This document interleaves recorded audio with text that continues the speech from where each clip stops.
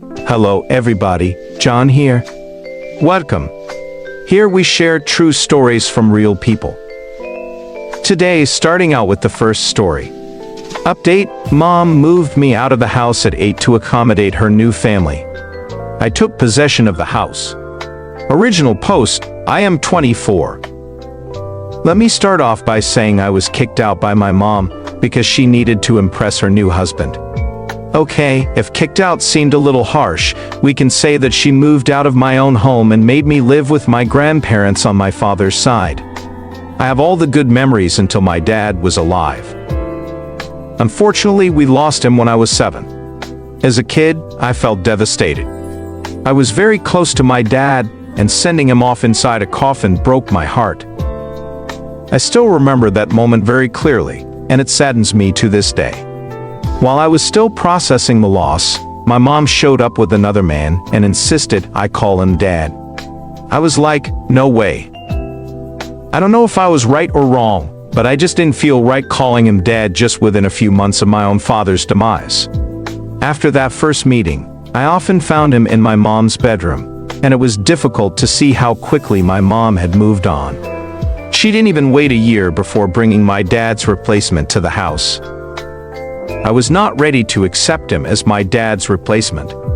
I had recently turned 8 when they planned their beautiful wedding. They put up a pretty huge wedding for second-timers. Anyway, none of my business. She left me with my grandparents as she went on her honeymoon.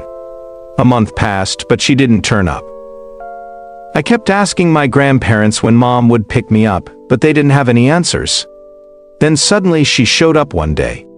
I was so excited to see her after so long, I rushed to hug her, but she had brought all my belongings to dump me at my grandparents'. I was heartbroken to say the least.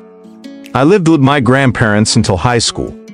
I was happy with them. My mom used to show up sometimes only to tell me how much she loved me and cared for me. Sometimes I used to question her that if she loved me so much, why had she dumped me at my grandparents'?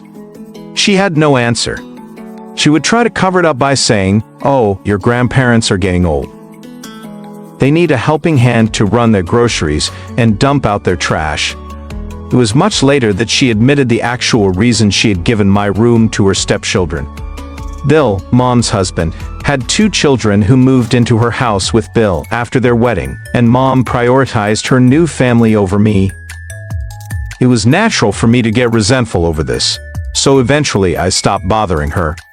After high school, I moved out from my grandparents, but I still visited them often. They were kind of saviors for me. They raised me. If not for them, my childhood would have been ruined. I'm now 24. After working for a year in marketing, I thought of starting my own venture. I needed capital for that, so I thought of leasing my house. Oh, I didn't mention this before. There's a bummer on the way for my mom and her loving family. Actually, the house in which they are living belongs to me. Yeah, that's right. My dad made a will on his deathbed, and he very meticulously gave me every penny he had, including the house.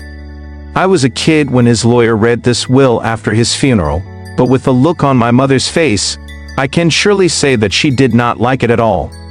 Later, I got to know that she tried several times to overturn the will, but she lost every time. Dad had made the will very precise that the house would be mine, but I could sell or lease it only after I turned 21. Until then, no one touches the property.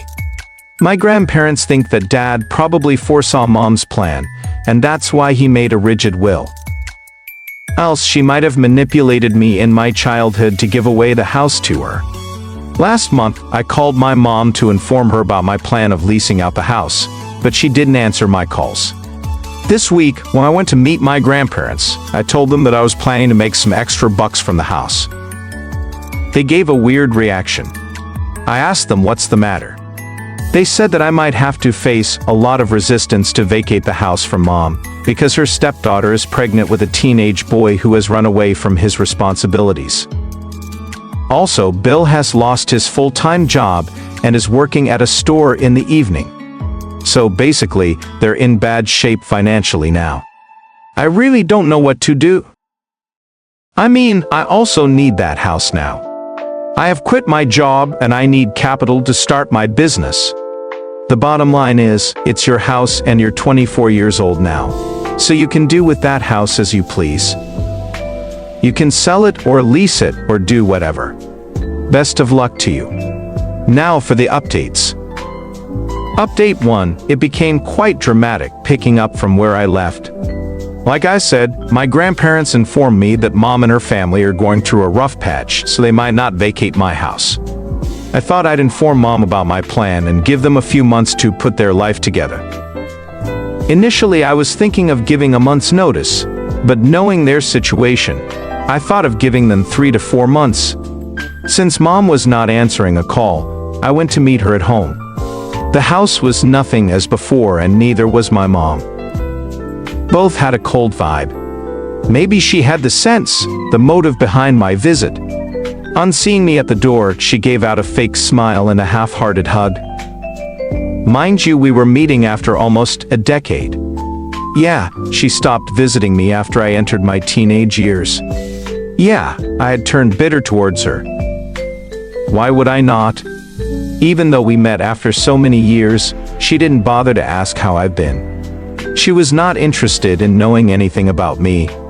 It was like, oh, you're here. Must have been something important that brought you to my door. The pleaser in me said, oh no, nothing important. Just came to check on you. It's been a long time. She smiled and said, sure it is. A wave of silence followed for another 5 minutes until I stood up to leave. It was definitely unpleasant. I didn't feel welcome at all. Besides Mom, my pregnant stepsister was also home, and she gave me a very bad look, as if I were there to create some sort of trouble. For the moment, I dropped the idea of taking back the house. I explored other means of arranging the money for my business. But Mom crossed all limits of narcissism. Last week was my dad's 15th death anniversary. My grandparents held a small prayer ceremony at the church. Since I was in town, I decided to have a decent ceremony by feeding the poor and giving off some gifts to the underprivileged children. I invited my friends and relatives for the prayer. I emailed the invite to my mom as well, but she didn't respond. When I traced the history of the mail, I found she hadn't opened it. This was my first mail to her. I thought it went to spam or something, so I showed up at her house again. This time, Mom wasn't at home. My stepsister Brenda answered the door.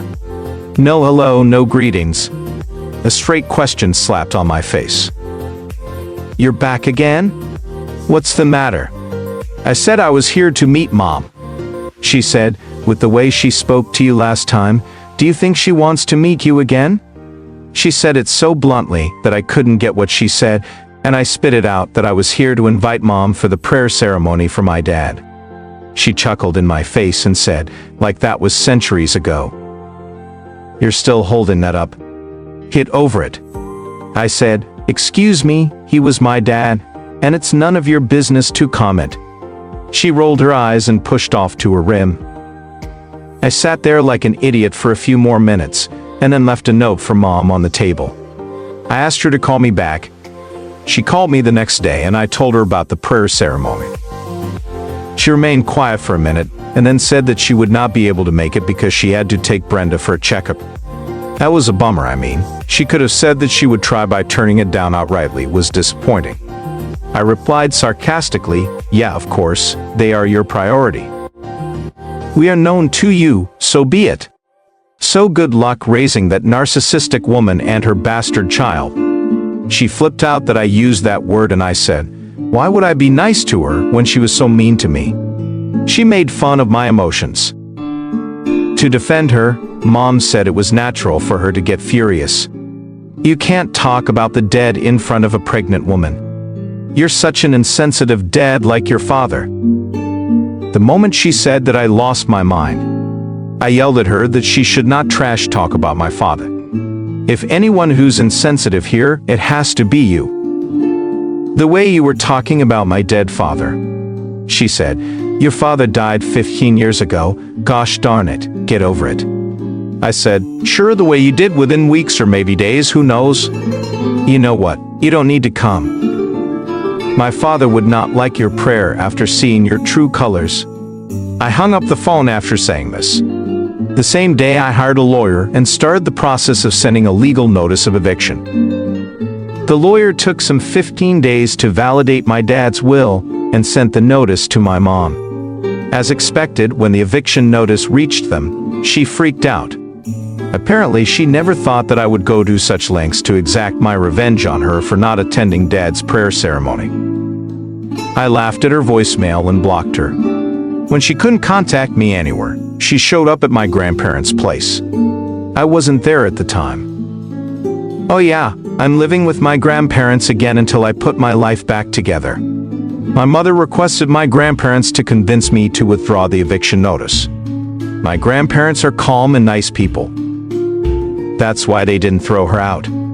They said that they don't have any say in this. It's my property and I get to do anything I want. Fair enough. The answer didn't go well with her, and she blamed my grandparents for raising me as an entitled brat. Really? What was she smoking when she said that? I asked my grandma why she did not say anything to my narcissistic mom. My grandparents were like, "We don't want to mess with such a woman." And I said, "I want to mess up, and now I'm not going to let them live in my house for one extra day." I gave the eviction notice, as per the tenants' law in the country. Though they are not tenants, they aren't paying any rent to me. On top of that, I'm the one paying the property taxes every year. So legally, I'm entitled to throw them out right away. My grandparents are God-fearing people. They talked me out of this idea. They said, for the sake of the Lord, give them that 1 month to find another shelter. There's a pregnant woman there, and we shouldn't pull her into the streets. I sighed. She didn't need any help either. She was equally toxic. My grandparents were like, so be it. She might be a sinner, but her unborn is not. Don't be cruel to that little creature. They convinced me to wait, else I was adamant to evict them on that very day. The next day, I got a call from Mom. I ignored it. She did the same to me when I was calling her. She messaged me to talk. It's urgent.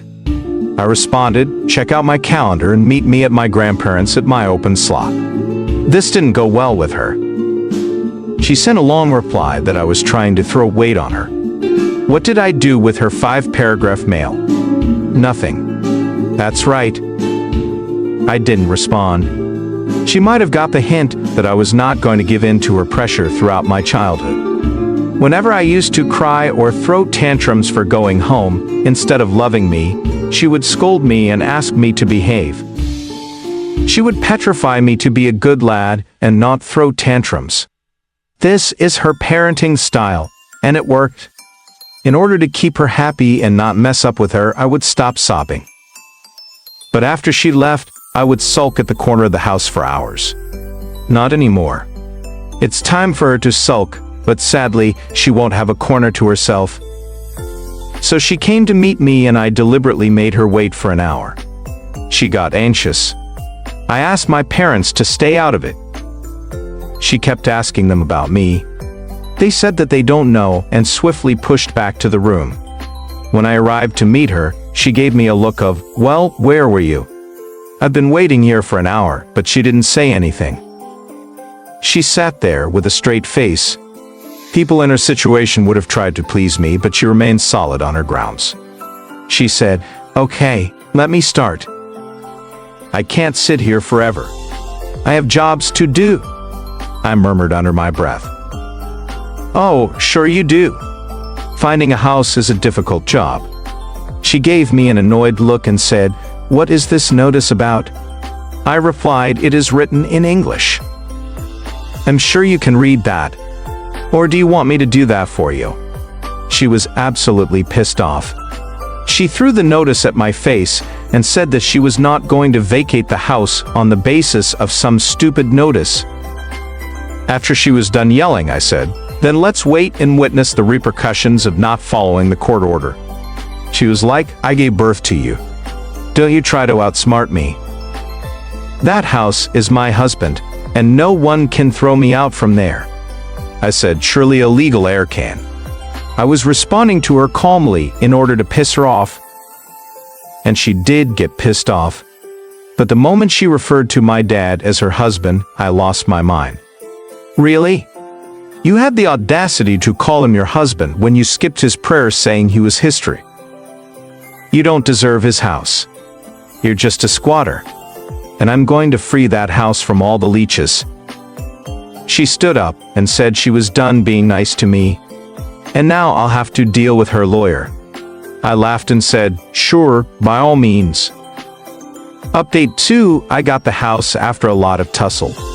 Like I mentioned in my earlier post, I gave 30 days notice to Mom and her family to evict the house. She came to me and tried to gaslight the entire thing. I shut her down and she left. The next series of events was nothing but pure narcissism by them. Could you believe that her stepdaughter Brenda came charging at me and on top of that threatened to press a harassment case on me? She was playing her pregnancy victim card. Like I can do anything I want because I'm carrying a child inside of me, I said. Woman, pregnancy is not a ticket to get away with your nuisance. She tried to mess up with my grandparents until we showed her the camera installed across the house. I said, one more time, you set your foot here and I'm going to get you arrested. Then comes my mother to defend her golden stepdaughter. She accused me of abusing, mentally torturing her pregnant Brenda. She said that she was going to sue me for this. I said, sure. Let the judge decide based on the camera footage. When she could no longer go through by force, she mellowed down. She started sobbing and said, what did I do wrong in raising you that you became a self-centered individual? She started blaming herself for not raising me properly. She even brought my dead father in between and said it was his fault that he died so early and didn't give me a proper upbringing. I said, hold on. If anyone is to be blamed, it has to be you. Not for raising me wrong because you never raised me. I'm raised by my grandparents and they did a pretty good job. You should feel sorry for abandoning me, but you know what? Glad you didn't raise me. I see how badly you raised your stepdaughter. I brought up the teen pregnancy thing. Also, I know I shouldn't have done moral policing, but in the moment of rage, I did. Naturally, she got furious at me. I realized I'd overstepped my boundary. So I remained quiet after that. I said, I didn't want to get into any further talks. I just wanted my property back. I have let them live there for free for so many years. Now I really need it. I tried to make her understand my situation, that I quit my job and needed money to start my business. So I would be leasing the house. She flipped out that I was throwing them out only to let other strangers live there. I said, the other strangers are going to pay me rent. If you agree to pay, you can live there. She freaked out that I was bringing money into the family matters. I said, there isn't any family here. You threw me away like a pile of garbage and hardly checked on me. My birthday is Christmas, Thanksgiving. You barely showed up. And even when you did, you made me feel like you were doing me a favor. What kind of mother does that? A mother like you, right? She tried by all means to manipulate me, gaslighting, guilt-tripping, and her usual anger. When she understood that I got no chills, she left. You guys are thinking that they vacated the house after that. A big no, they didn't. Mom's loser husband has yet to come into the picture. That crap headman sent a voicemail. Dude, you don't even know who you're messing with. I could deadlift you and make you plead for your life. One punch in your face and you're going to forget about the house. You should open my door again, and I'm going to knock you out. Really? What kind of man is he? I mean, he wants to knock out a young woman? What? Really? That is just incredible. That dude is big, and he loves to flaunt it. I don't know much about him, but my grandparents cautioned me not to mess with him. He is a bully. Sure he is, but he is a dummy. He laid out the evidence against himself by threatening me over voicemail. I didn't respond to him because I wanted a bigger dude to handle him, the cops. On the supposed day of eviction, I went to the station and registered a case of threats. I had solid evidence. My lawyer walked down with me to the station and requested the cops to accompany us to the eviction. Initially, they were not ready to come. They said call us if they caused trouble, but we didn't want to deal with the squatters by ourselves. Some cash helped in getting them on board, and they accompanied us. When I reached the house with my lawyer, Mom, Bill, and Brenda started cussing us. Her loser husband even came out with a hockey stick, but as soon as they saw the cops' vehicle behind her car, he stepped back. The cops showed them the eviction notice and asked them to leave. They were so confident of chasing me out that they didn't even pack their stuff. They asked the cops to give them a further 1 month's time. The cops looked at me and I said no way. Now, after all these threats, they started using Brenda's pregnancy to buy a few more days, but I put my foot down and said now. I got some weird looks from the cops that I was insensitive, but I was following the legal route, so no one had anything to say. They further bargained to give me a day's time. I said 3 hours from now. They gave me looks of bitterness. Bill even tried to brush his shoulder against me with red eyes. The cops yelled, "Get moving," more packing and less giving looks. We all left after that. The cops asked them to hand over the keys at the station from where I could pick it up. We had to pay the cops extra bucks to facilitate this, and it was completely worth it. Who wants to deal with those squatters? My lawyer suggested I take a restraining order against them on the property in case they want to come back and harass me or the tenants. They're well capable of doing that. We took it, and the cops shared a copy of the restraining order with them and explained the consequences of violating it. The pain look on their faces was unmissable. So finally I got the house and I put it up for lease. I hope to get a good deal, and I'm able to start my business as soon as possible. Enough of dealing with the crap-head people. This would mostly be my last update unless they come back to mess with me again. Thanks for reading this and supporting me throughout. Story 2, my 36 male, girlfriend 33 female, of 15 years, no longer wants to live in any house I buy because of a comment that I made. How can I resolve the impasse?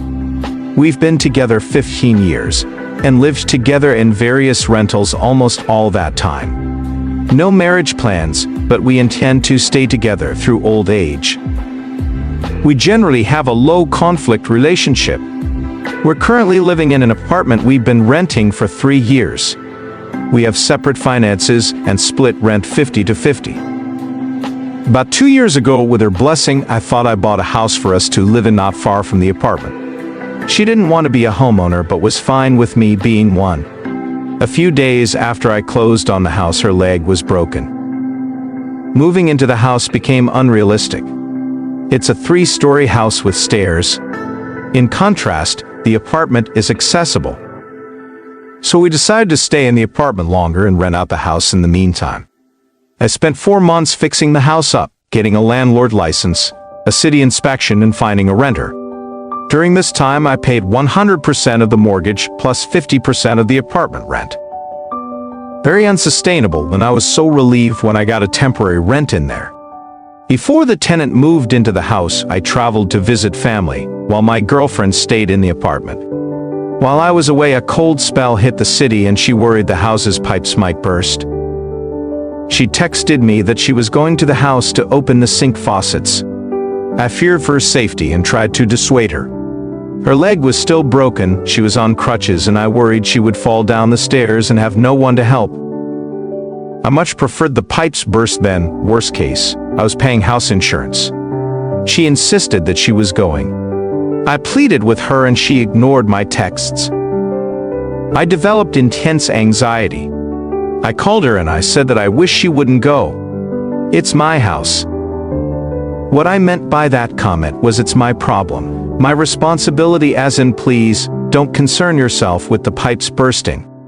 I'll deal with whatever consequences if they do. That isn't how she took it. She thought I was power tripping and refusing her access to her future home. I apologized and clarified what I meant. She was still upset with me for days. We eventually moved past it, or so I thought. Now 1.5 years later, the tenant's lease is up, and she doesn't want to live in the house. She says it's because of the comment that I made. She tells me I don't understand why you said it even after you explained why you did. I've apologized. I've re-explained. I've conceded that I shouldn't have tried so hard to dissuade her because it was her choice to make. I've reassured her that if we live there I will not control her access to the house, and that it would be different from every other place else we've lived together. I've suggested that we have a cohabitation agreement that explicitly gives her the right of access to enter and leave the house at all times. Those reassurances aren't enough. I've asked her what I can do to repair the trust that was broken. She says I don't know. I asked if we could set a long-term goal of buying another house together. She said no. She doesn't want to buy a house. I asked her if she could ever live somewhere else that I buy. No. She won't trust me if I'm a homeowner, and she wants to live together as renters indefinitely. I know I made a mistake saying what I did, and I'm genuinely sorry. I want to earn back her trust, but she won't tell me how I can. Maybe I just can't. I also feel like her reaction is extreme, and that the punishment, a life sentence as a renter, doesn't fit the crime. Any advice on next steps I can take to resolve this impasse? That's all for today. If you're enjoying this story, please like the video and share your thoughts in the comments section down below. Thank you.